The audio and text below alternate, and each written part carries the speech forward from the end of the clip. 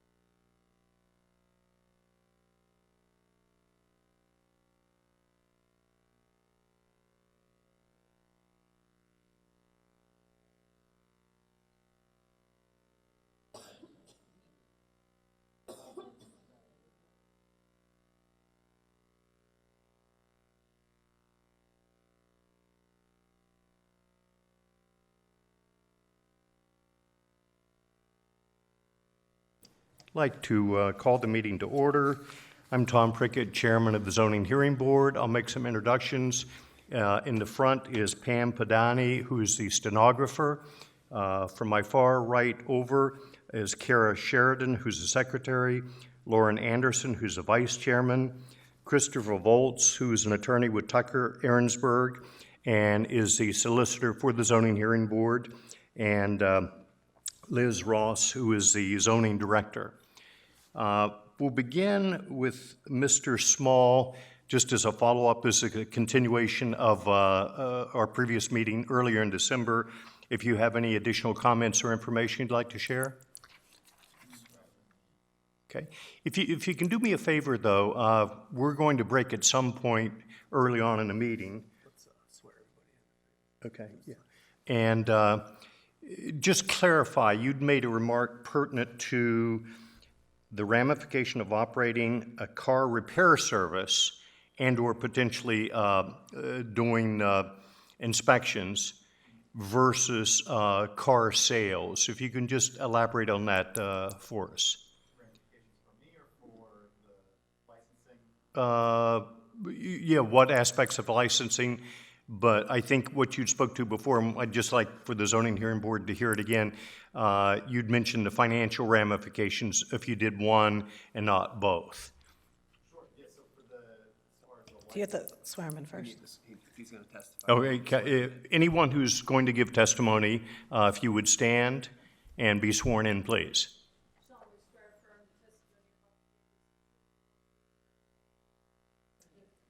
Thank you.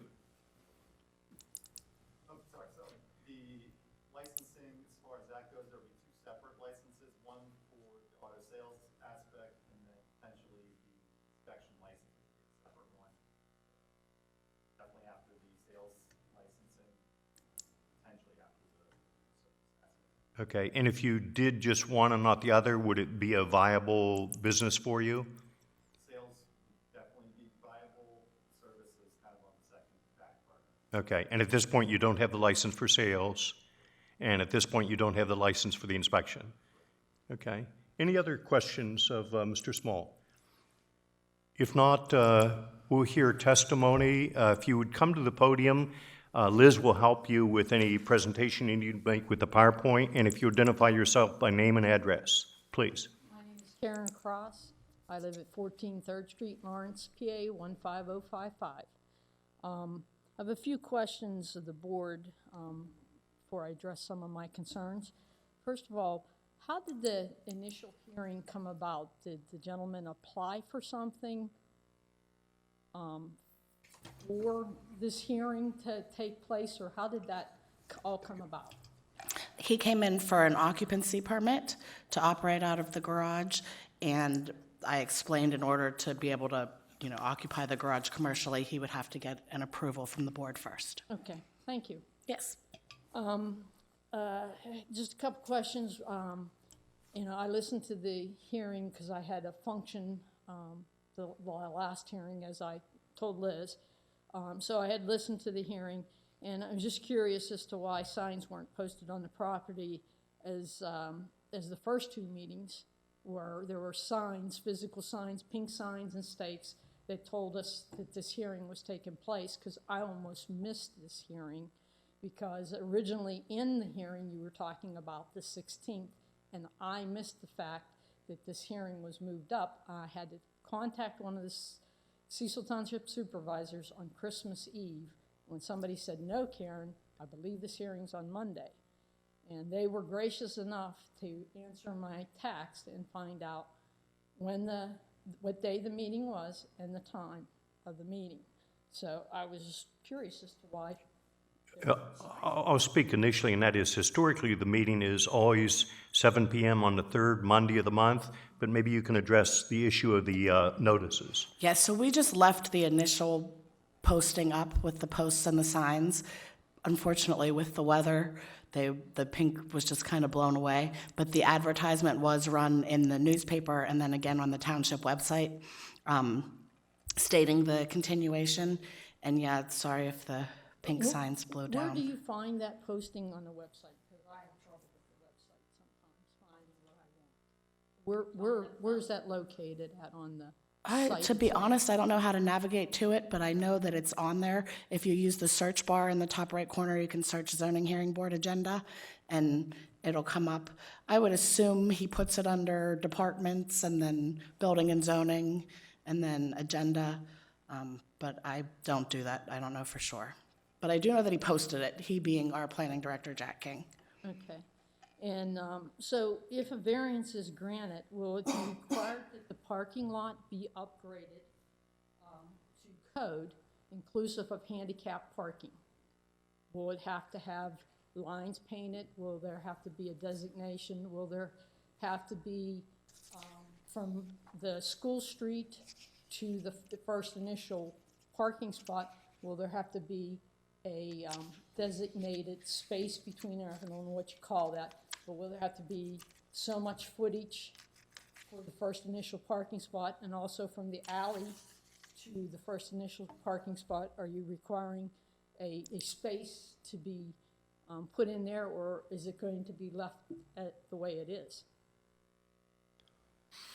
What he's arguing is that he is continuing a pre-existing non-conforming use. In other words, that something that is not in conformance with the zoning is going to be continued on, just under new ownership and slightly expanded to meet with the new economic realities of what he wants to do. So while the board has the right to impose conditions to lessen the impact on the community, it's not necessarily required to make a structure that existed prior to the creation of the zoning ordinance to be remodeled to come into complete and total compliance with the zoning ordinance. Okay, and is there, are there special taxes that are assessed to him for operating a business out of there? Will Cecil Township reap any benefits from this? That's beyond our just jurisdiction and decision. You know, this board is just looking to make the, quite frankly, difficult decision about whether this is the expansion of a non-conforming use. And Okay. And will signage be permitted? again, that, to the extent again, it hasn't been granted yet. I know, I but understand. if it's granted, will signage be allowed to be put up on that piece of property? I'm asking, that's a fair question. I believe the zoning ordinance has requirements with respect to signs, and he would have to apply for a permit for that signage, he would need to comply with the zoning requirements for signage. okay? There's a limitation on the size of the sign as well as the illumination of the sign based on the square footage of the building. Even though it's not zoned as a commercial structure. Okay, okay, hang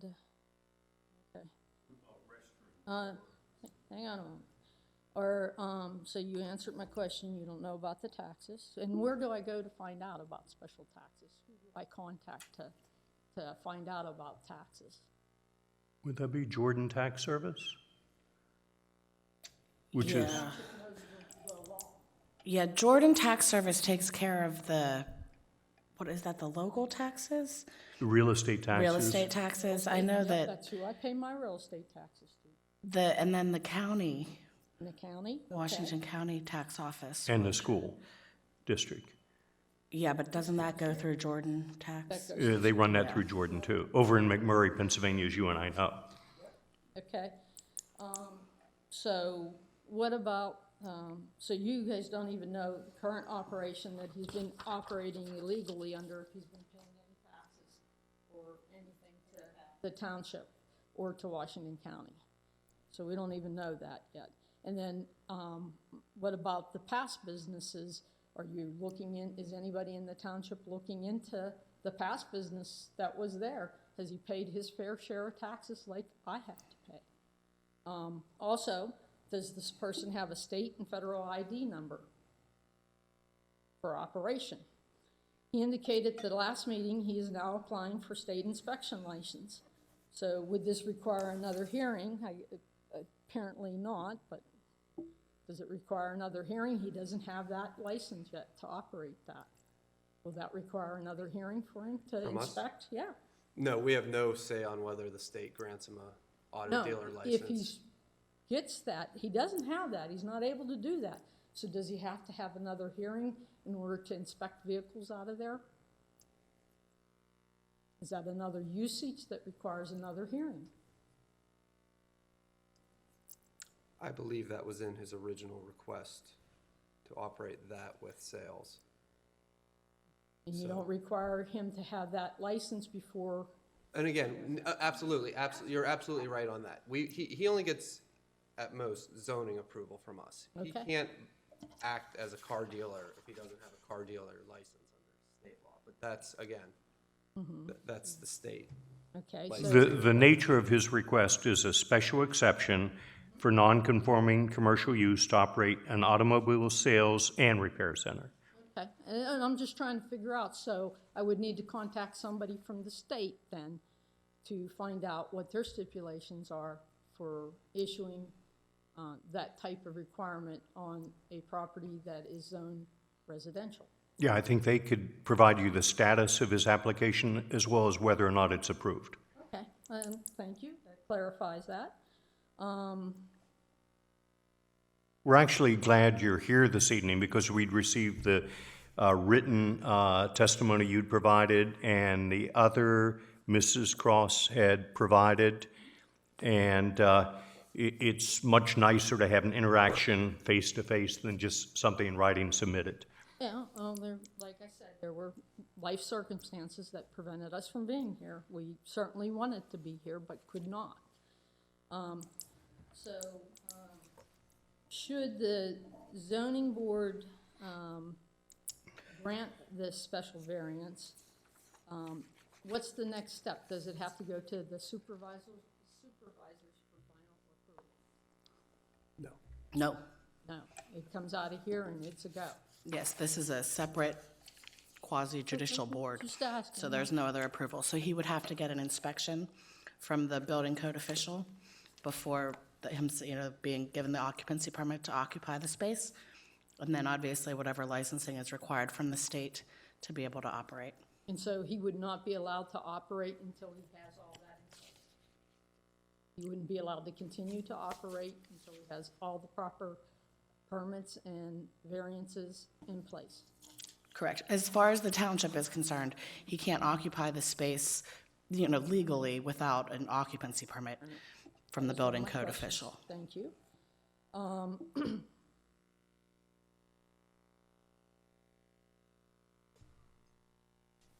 Okay, and so I'm a longtime resident, and I live on 3rd Street, which is the street over. My parents before me owned the property, so we've been lifelong residents. The property, this section is zoned R3, and would we have the right then to go to Washington County? If you grant this variance, that is devaluing our property, in my opinion. Do we have the right to go to Washington County and ask for a tax rate? The homeowners that own the homes around there, reducing the tax base for Cecil Township. Do I have the right to do that? And all the homeowners around? Because it's devaluing our property by allowing that operation.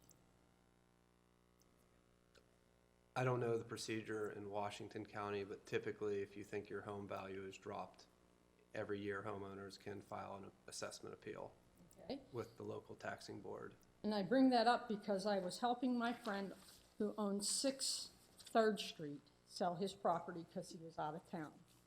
And the comments and feedback that we received from the people who toured the house where there was concerns with the property, having vehicles on it, the property across, I talked to Liz about this, that the fire department's using. I don't begrudge the fire department using it, but they ought to be made to put up a privacy fence around the junk vehicles. The township did a great job in getting Stush to clean up his vehicles. The gentleman mentioned Stush. There are issues with that operation also. So you're going to add another business that's going to add even more issues. Concerns, the blocking of the school street and preventing access to 3rd Street at the alley between 2nd and 3rd Street, and the reverse when leaving our properties. It's a hazardous situation for police, for fire, for ambulances. We have heard that every second counts in an emergency. Life-saving measures. You're going to get an ambulance coming through there, which they do all the time, and they have to go back up and go around because the road is blocked. We've had some severe fires back there. The fire hydrant is located at the end of 3rd Street. The one closest to my house is located there. The fire trucks have to turn around and go around. They would deploy them to School Street to get to that fire hydrant. That's the most rapid way to get there. They would deploy them to School Street, connect into that.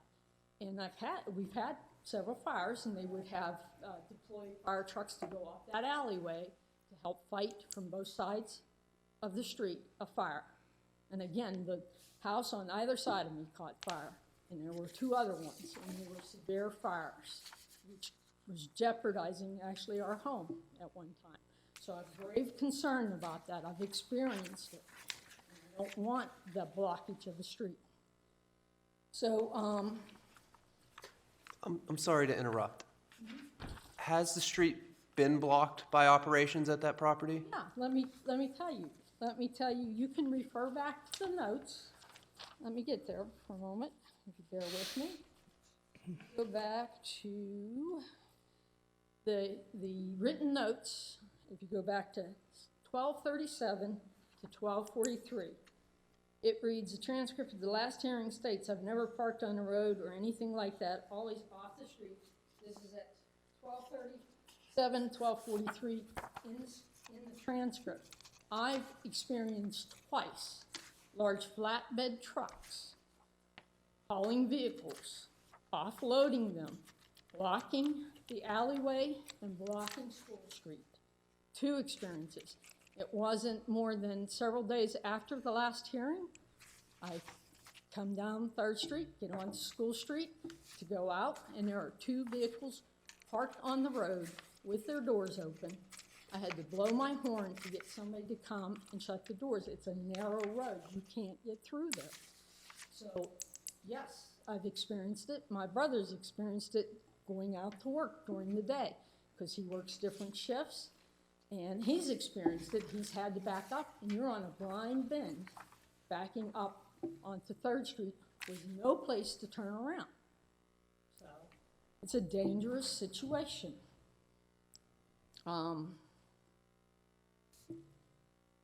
And I already told you about finding out about the different time of the hearing. Also, the previous owner, Mike Graziato's name was brought up in the hearing. He was a construction person who lived at the house. He may have stored construction materials in the garage, and he had his truck, his vehicle that he went out to work every day in.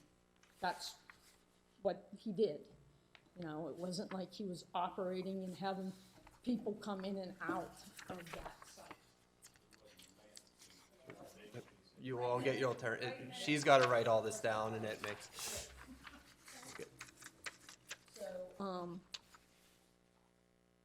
So I go slow because it is a residential, and I have, trouble with people who fly through there, especially like they're coming for the Lawrence Park, and springtime opens, and it's gonna get busy on that street, on that School Street, with traffic coming for soccer and softball. The other day, I was coming up that street, and I have a car. I do not sit up high.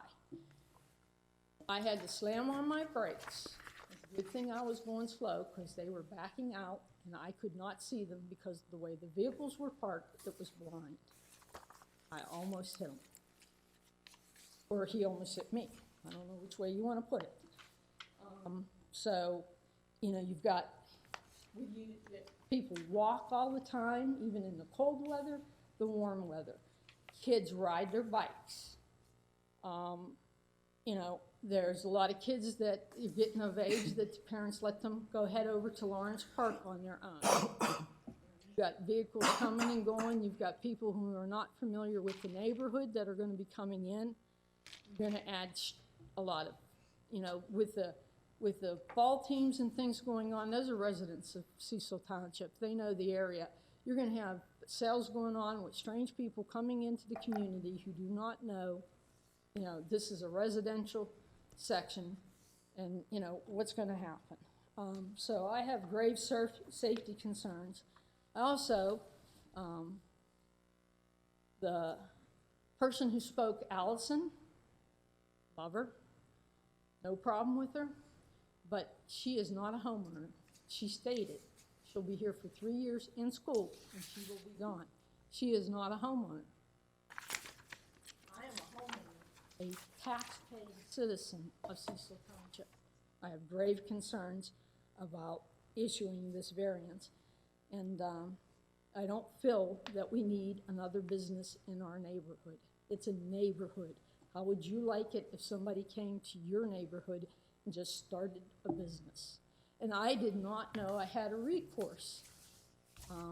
The other one, I thought Ross Auto owned that house.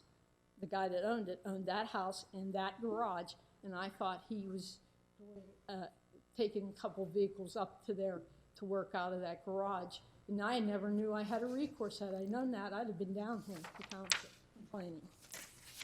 But that's all I know. Real quickly, can I ask you for a couple clarifications on some things that you said? So, are you stating that Mr. Graziato, to your knowledge, was never operating any sort of repairs or to vehicles? It appeared at that time, and I believe that was like 1999 to 2002, that he was just using it for personal use. Yeah, he Okay. has a construction business, so. Okay. Any other comments? Are you done? One second. Yeah, And just to clarify again, did you observe junk vehicles residing on this particular, not the one across the street, but this property that we're talking about? Were there observed junk vehicles over time that were there? They're obviously coming off of a flatbed, they're not operating. And to me, if you're not able to drive that vehicle in, what are they? You know? And some of them are older vehicles. You got a lot of them jammed in there. You know, do you want to live by something like that every day of your life? I certainly don't. That's why I live in a residential section, an R3 section. I don't live in a commercial area. If I wanted to do that, I'd go buy a house up on Front Street. That's why I live back there where I live. I'm good now, Chris. Okay? Oh, I'm sorry. Do you mind one sec? Mr. Shane, Charles Shane, told us that he operated a no-paint dent repair center out of the property. I thought that was Ross doing that. Ross Auto Body down there. I thought that was him doing that. If I'd have known that, I would have, and known that I had recourse, I would have been calling the township every day. I'm sorry, what's the connection with Ross? What's Ross and why do you? Ross is an auto body shop down there, and I understood that he owned that property. And that I just thought he was bringing a couple cars into that garage up there. Because there never were a lot of vehicles ever parked outside. So you thought it was like overflow for his regular business? Oh, okay. I didn't realize until I listened and I heard he had a connection, because the cars were going down there. He had a connection with Ross. He was doing business with Ross, but I didn't realize it wasn't Ross that owned the property there. So I didn't realize it was a separate business. I didn't learn that until this last meeting. Okay, thank you. Do we have other individuals to give testimony? And again, if you'd identify yourself by name and address, and you can use the podium and the mic. My name is Christine Gill. I live on 2nd Street. Christine Gill. Christine with a K. Gill, G-I-L-L. I lived in Lawrence for about 22 years now, and I am one that walks around the neighborhood. But reiterating the residential, I look at this particular garage. I see a garage on a residential lot. It's not zoned commercial. The statements that I have viewed from people like the girl that was here and the others around here, the circumference of the neighbors that live right around that square, they're all renters. They don't own. And they have a different mindset than us taxpayers who are concerned and pay our taxes. Their views are, what do they care? They don't own the house. I mean, half of them, to tell you the truth, they're not going to be there that long.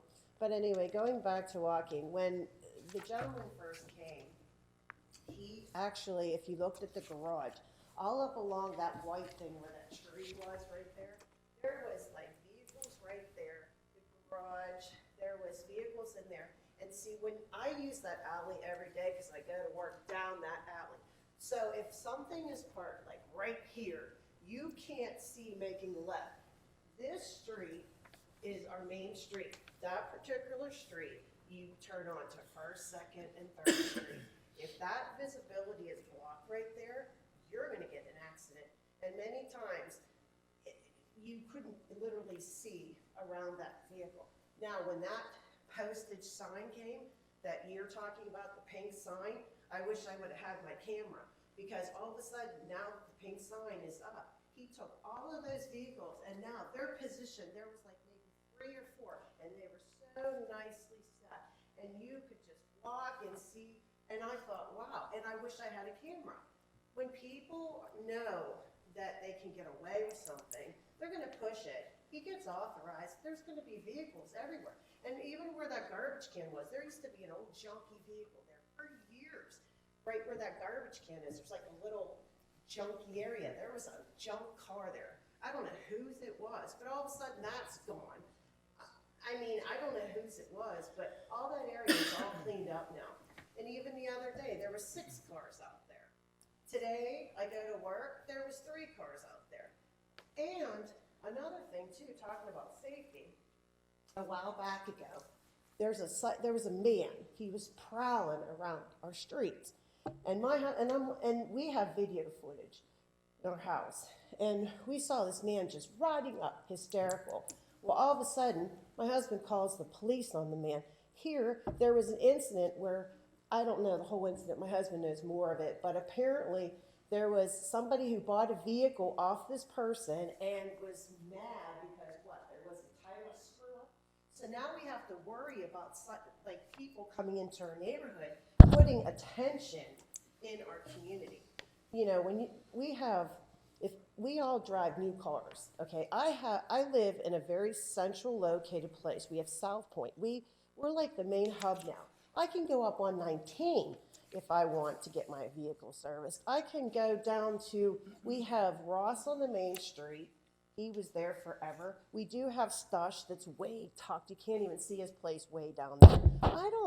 What do I need to have a business right there in a residential area when we can just go right up the road and we have Route 19? There's 1,000 businesses up there.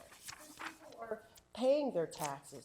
The illegal businesses that were apparently said, oh, I ran this and that, they never paid taxes. Where were the tax records to these businesses that claimed to have been there? I've never seen any business run there. There was a dinky sign called what? Dent and something or other repair. And that gentleman that was here last, he said that he only had maybe 1 vehicle out there, and he did 90% of his stuff inside that garage. He never had vehicles out that driveway. I walk there every day. He did 90% of his work inside that garage. You didn't see him, you didn't hear him, and then he was gone for the day. I've never seen vehicles out there before.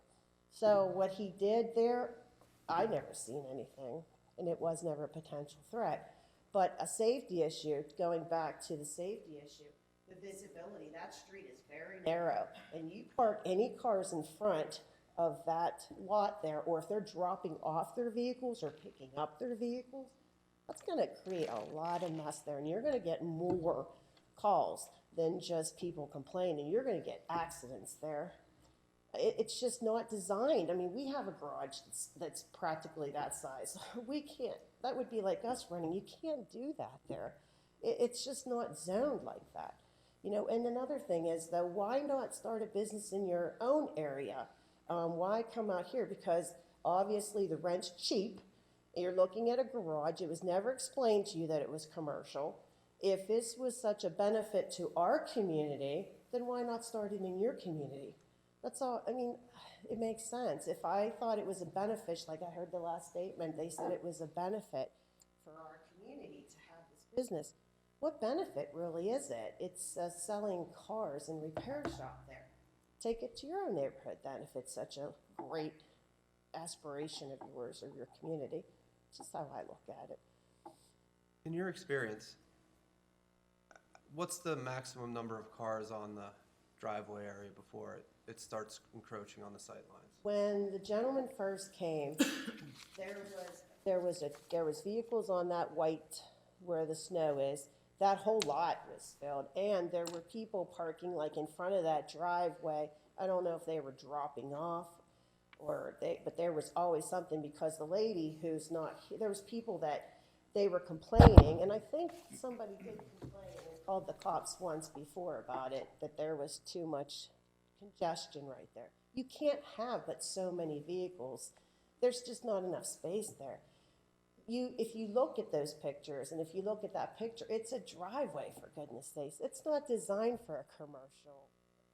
It's a residential garage.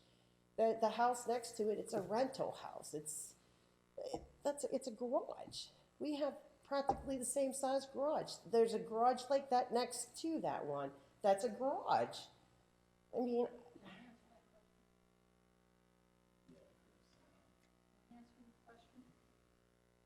Yeah, absolutely. So, see where the tree is? He'd have to park behind that tree, and you can't see it with that picture, but there's, and I didn't bring that up, where that truck is, that was made to be like, yeah, I did bring it up. That was made to be like a driveway for the people renting the house, which now he uses, okay? So when you park two vehicles there, and you're coming up that way, and then he parks another vehicle where you can't see it, where that wheelbarrow is, where that other car is, if you come straight back out to the road, he parks vehicles up against the school street and that obstructs your view. So he would have to park, like where that tree is, he would have to park all the vehicles behind that in order so that the people, and there's people that have garages on the alleyway that come out of that every day. In order for them to see that the vehicles would have to be parked behind that tall tree and allow them to have a sight line to go down to School Street or go to the left at School Street or to the right at School Street to come back to 3rd Street. Coming up, you have to have them parked back so you can see. And you would have to have that so that you would be able to see anything that's pulling out from there. Because you don't have cars on either side of it blocking your view. You can't tell that somebody's backing out of there. So they would have to park way back behind that. And the number that you would estimate that could be safely parked there? 2. With the How are you parking gonna area get in here and out of the garage? in front of the 2 doors looks like it would accommodate more than 2. How are you going to get in and out of the garage with vehicles? You're going to be pulling in and out of those garages all day long. You're going to be jockeying. You're going to be jockeying around vehicles. How many people does he have working for him? Is he going to have that person pull one out and go drive around the road so he's not blocking the road? Okay, let's assume 2 here, although potential it looks like it could accommodate more than that. And then you'd alluded to where you can see the car to the far right of the photograph, that 1 or 2 cars could be there. One. Because if you park one behind it, now you're obstructing the view coming up from School Street there. You can't see them backing out of that. You lose your line of vision. If you sit up high in the truck, yeah, you have no problem, but I drive a car. I can't see. I sit too low to see those vehicles pulling out of there. So your position is 2 to 4 maximum. For safety, but again, who wants to live around something like that all the time? You know, he's selling them. He doesn't live there. He doesn't live in the house. He doesn't live there. Now, if somebody was living there and owned that and, you know, had cars there and, you know, you went down and talked to him about moving it, hey, but he does not live there, and he's operating a business illegally out of it. And he continued to operate that business during this time. He doesn't have the proper permits. Ms. Gill, did you want to return to the podium? I just wanted to continue to state that for safety, when the schools start their soccer thing, that road is going to be like a runway. It's already, believe this or not, it's already a runway. Any more distractions, somebody's going to get in a car wreck because I'm walking at night, I'm walking during the day, her and I almost, there was a vehicle parked and I was coming out of my alley, and I almost hit her. I couldn't see. And then there was another time where she was coming this way. That road is not that wide. You can't add any more distractions to it's a residential neighborhood. Those streets aren't very wide in that whole community. If you look, people street park, that's a main street right there, so there's no street parking there. But that road is used to go straight back to that ball field, and in the summertime, it's gonna create a lot of and that's just gonna add to unnecessary congestion right there. And then people, they go pretty fast. Now, you alluded to night. My understanding is a condition potentially would be, based on your hours of service, at 5 p.m., service would be ended, correct? So it wouldn't go into the evening hours, it wouldn't go into the nighttime. Other questions of Mrs. Gill? If not, other testimony? Susan Cross, 14 3rd Street, Lawrence, PA 15055. Now, he said 5 p.m. I was walking one night. It was 7 o'clock, flatbed came in and unloaded a vehicle on 2nd Street.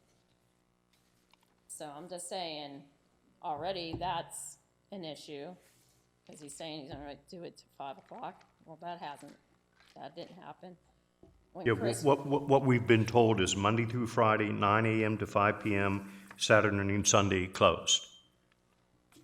But Okay, you're but saying I'm it's, just you're saying saying- at 7 p.m. Yeah, it was 7 p.m., there was a flatbed unloading a vehicle. Now, Chris was walking her dog, and that bend is a blind bend. We all who lived in that community looked through the 2 houses on that bend to see if there's another car coming down, because you can't see till you're into the bend. There was a car coming down, she was on the far end of the bend from School Street, turning into 3rd. Car almost hit me, and I almost hit her because I was trying to hug the edge, and it was because the vehicles were parked there and I could not see to get through.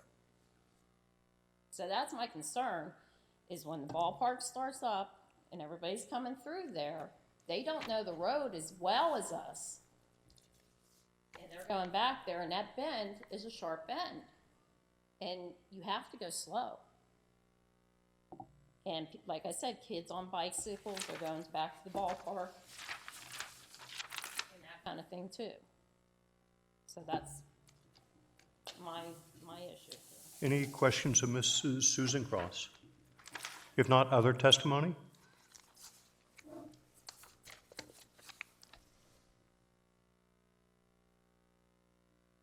My name is Ron Gill, 9 2nd Street, Lawrence, PA, 15055. You can see I got 3 women here. Going forward with the comment that my wife had made about the issue with the gentleman that was looking for, the gentleman that owns or operating out of there.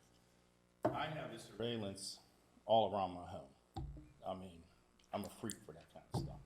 I got a monitor, and I see everything goes on while I watch Andy Griffith. So it was about 11:30 at night. I kept seeing a car. We're going real slow, Like, what's this guy doing? What's he want? And he stopped in front of the house, and he stopped down by his garage. Okay? I'm like, what's this guy up to? So I call Cecil Township. I go out on the porch. I make myself present, because if this guy's up to something, I want him to see that I'm out here, and I'm on the phone. I'm calling. Cecil Township comes out. And I heard the conversation. He says,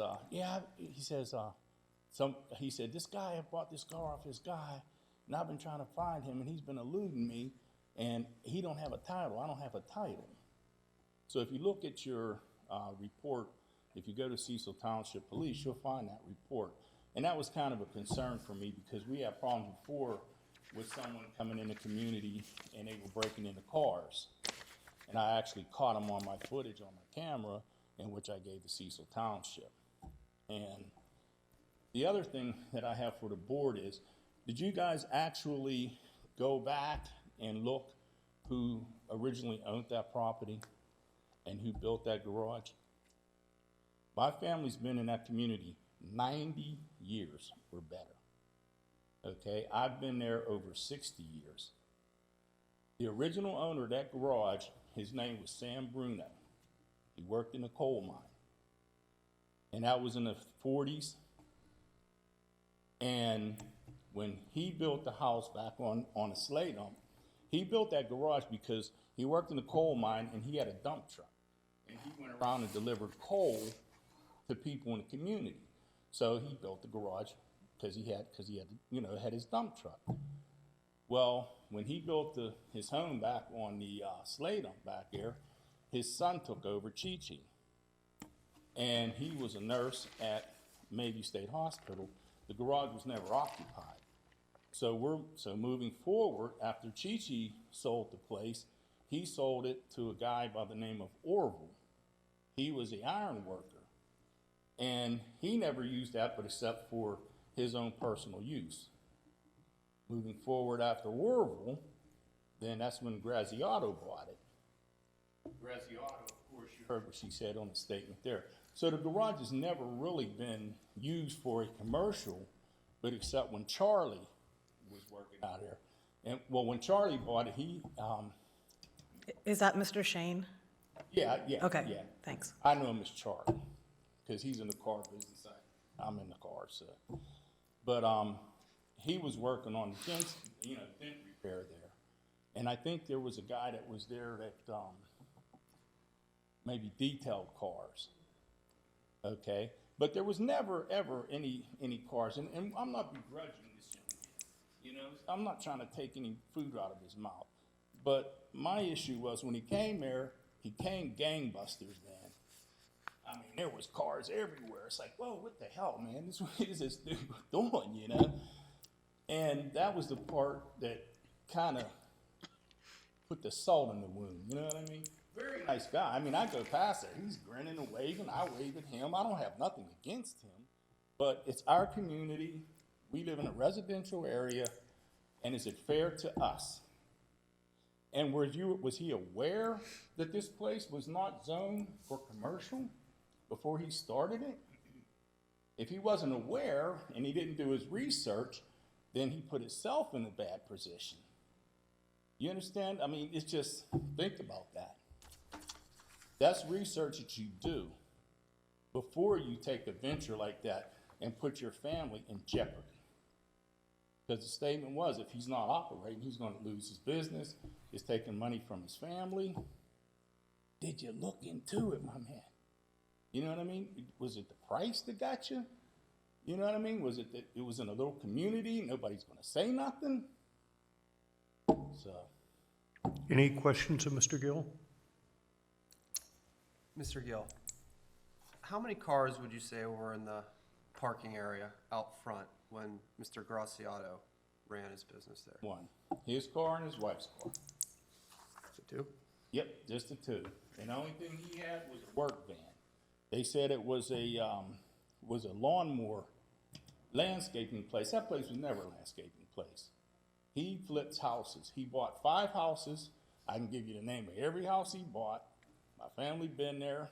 I'm the mayor of Hill Station. So, Homeland Security and mayor, that's what they call him. I can tell you everything about every house he bought and every house he flipped. But he never ran a business out of there.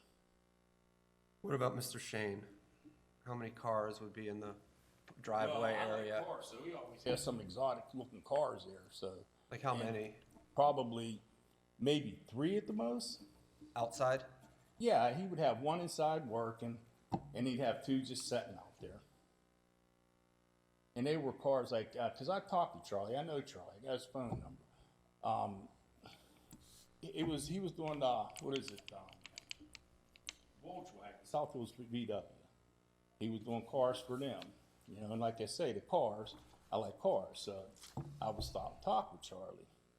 And it was never an issue. That's why when he made the statement, they asked, did you ever have any problems? He said, no, 0. It's because he never came in there with gangbusters, you know what I mean, with all these cars. And a lot of the cars are New Jersey. I see New Jersey plates on them. I see cars without plates on them. The one day they had that truck jacked up. Something caught fire down there. They was putting a quarter panel on. He's beating and banging and grinding. And man, he's hard at work there, you know. But it's just, we worked hard to build that community up. We really did. We worked hard. And if you know Hill Station, everybody, well, Hill Station, Lawrence, it's Hill Station. It ain't Lawrence, you know, but all the new people, Lawrence. They say, Lawrence, where's Lawrence at? You mean Hill Station? So we worked hard to build that community up. And there was a lot of raggedy houses around there. And people worked and fixed them up. They look nice now. Like I say, it's nothing personal. Nothing personal at all. It's just that we feel that we don't want that in our community. That's all I got. Thank you.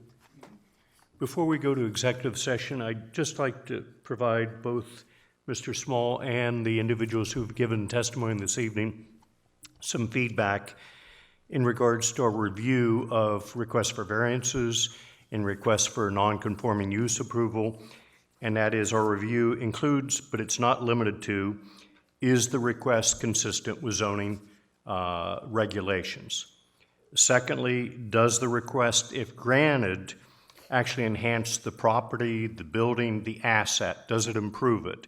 And then third, and equally important, is what is the effect on and the position of the residents in that area? Is it a favorable effect? Is it an unfavorable effect? So the testimony you've given is very insightful and very important to us this evening.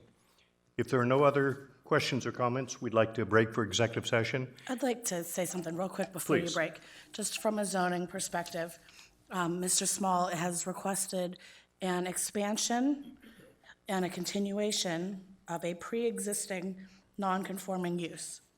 And the ordinance, section 1801, states that this is only available for a lawful use. You know, it says illegal uses existing at the time this chapter is enacted shall not be validated by virtue of its enactment. Just because, you know, the property was used in a certain way doesn't mean that it was legally operating in that way. The benefit of legal nonconforming use status is available only for a lawful use, and it is the burden of the party alleging the existence of this nonconforming use to establish both that it existed and that it was legal, you know, before now. I don't know that I've heard any testimony to show that these were legally operating businesses, either the paintless dent removal or the landscaping or construction company. That's all I wanted to add. Okay, thank you. Any questions of Liz? If not, yes.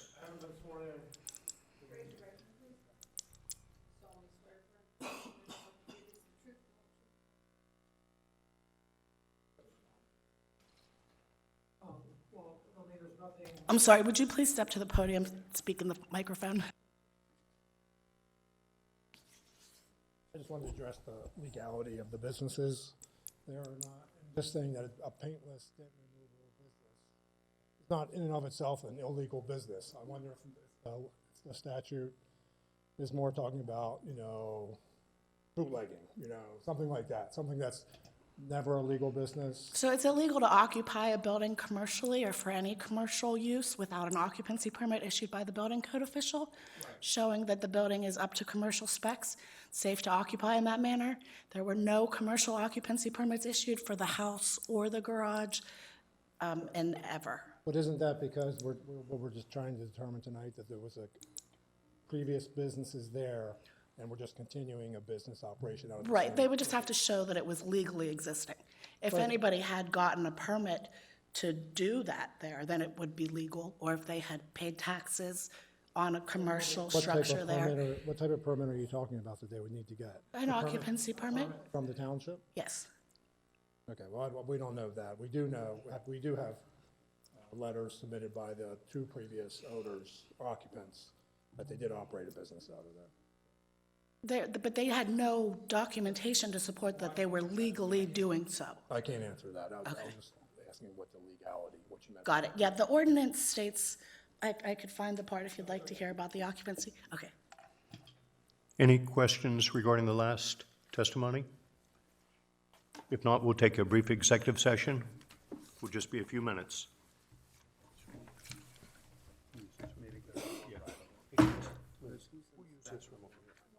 Yeah, please.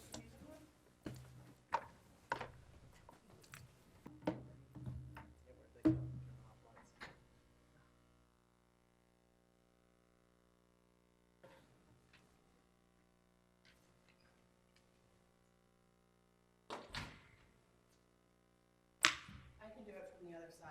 It's okay. Just shut the door if you don't mind.